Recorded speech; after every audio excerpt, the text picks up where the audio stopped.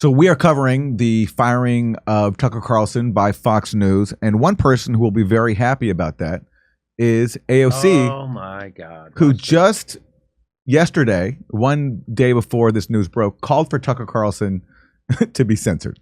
Social media platforms should be accountable for the role for being platforms for incitement. I believe that when it comes to broadcast television like Fox News, these are subject to federal law, federal regulation in terms of what's allowed on air and what isn't. And when you look at what Tucker Carlson and some of these other folks on Fox do, it is very, very clearly incitement of violence. Very clearly incitement of violence. And that is the line that I think we have to be willing to contend with.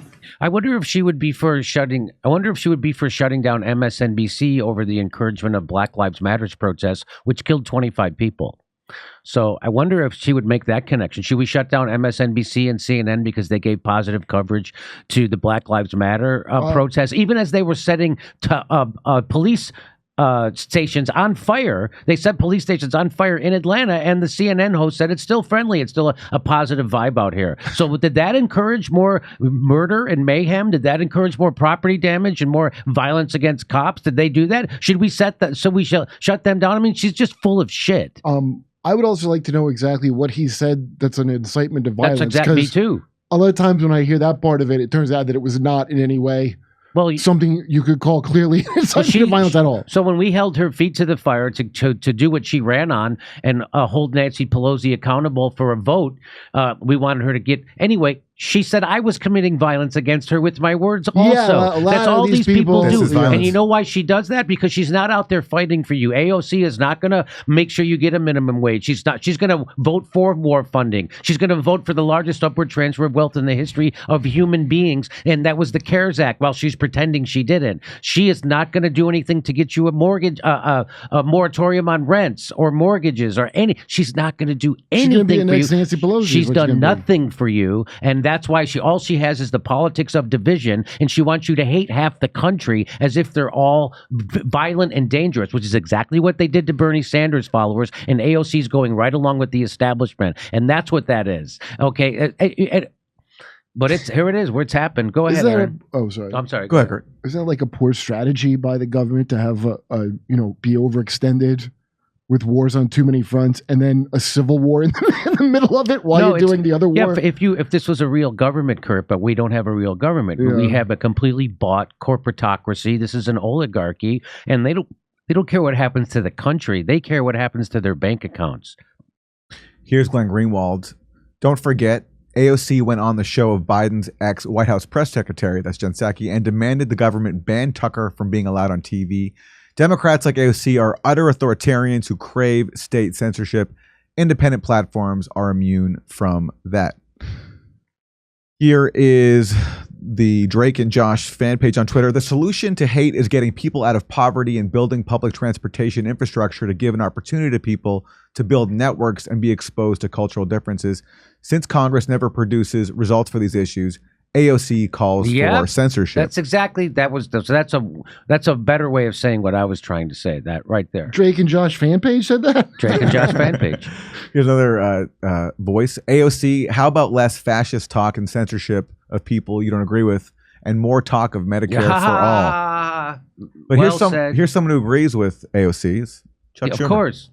Look, Fox needs to reckon with the lies that it spread, and it may literally have to pay for the lies that it spread.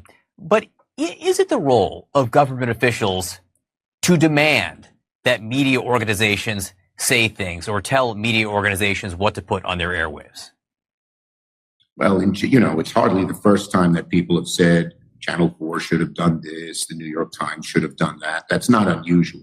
But what has happened here is, and John, very unusual. This is not simply telling them what to do. This is telling them, showing them that they have hurt our democracy probably a way that no other actor, maybe with the exception of Donald Trump, who used them, has done.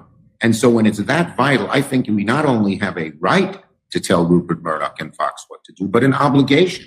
And I hope people from one end of the country to the other. You hear that? We have an obligation to tell Rupert Murdoch what to do. And Rupert Murdoch listened because he just fired Tucker Carlson. Wow.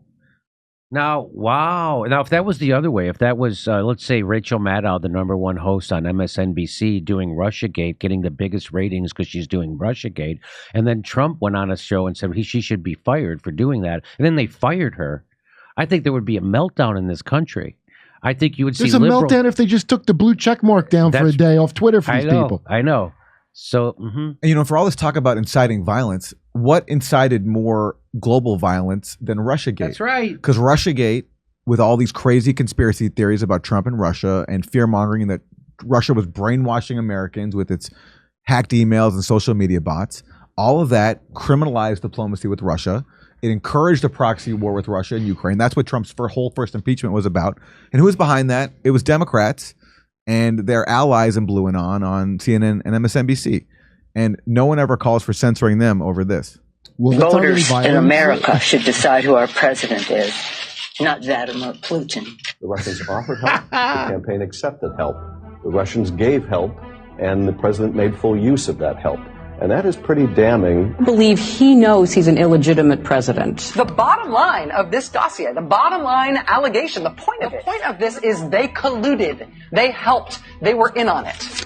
What does Vladimir Putin have on President Trump? And they've also decided who they want to see become president of the United States, too, and it's not me. Secondly, I found out that Vladimir Putin doesn't want me to be president. We need to make it very clear, whether it's Russia, China, Iran, or anybody else. This election, that Russia has been involved, China has been involved to some degree, and now we learn that Iran is involved. As 17 of our intelligence agencies have confirmed. 17 intelligence agencies said 50 national security officials who served in Republican information in administration have said that Donald is unfit to be the commander-in-chief. There are 50 former national intelligence folks who said that what he's accusing me of is a Russian plan. And we just learned, by the way, that what Biden just said is a Russian plan. He's talking about the Hunter Biden laptop story. That was actually a Biden plan. That's right. Because Mike Morrell, the former deputy director of the CIA, just testified to Congress that he sparked that statement calling the Hunter Biden laptop story a Russian plot after getting a call from Antony Blinken of the Biden campaign and now Biden Secretary of State, and that he wouldn't have written that statement if Blinken hadn't called him. So it wasn't Russia planting fake stories to swing an election. It was the Joe Biden campaign and the former CIA heads that were making up fake stories and planting them in the media, and the media ran with them unskeptically. That's actually so the exact opposite of what you've been told, as usual, is happening. And no one calls for any of these voices to be censored, but they do want to censor voices who challenge them. You don't get in trouble for lying, Aaron. You only get in trouble for telling the truth. Absolutely. Yes. And by the way, no one's covered at all this revelation from Mike Morrell that he wrote this statement signed by all these former intelligence officials that the Hunter Biden story was a Russian information operation at the behest of the Biden campaign. No one's covered that at all. You covered it. Yeah, we covered it here. But total that's right. Total censorship on media. Yeah. That's right. I'm even in YouTube I haven't seen it covered. Have you? I haven't seen even the shitty YouTube people. You think they could muster up a video about that? But no, I bet they're still ramping up war with China and saying we have to send more weapons to Ukraine, because that's what the other lefty YouTubers do these days, as they tell you should get your booster and you should be locked down and mandated. That's called left positions, and then you should be censored if you speak against it. That's the left. That's the left on YouTube today. Fucking worthless. Boy, Bud Light had better rebranding. We're telling jokes in Nashville, Honolulu, Los Angeles, Northampton, Massachusetts, Syracuse, Cohoes, New York, Hartford, Connecticut, Baltimore, Chicago, Rosemont, San Diego, and more. Go to jimmydore.com to get a link for all those tickets. Plus, you can watch my new special, COVID Lies Are Funny.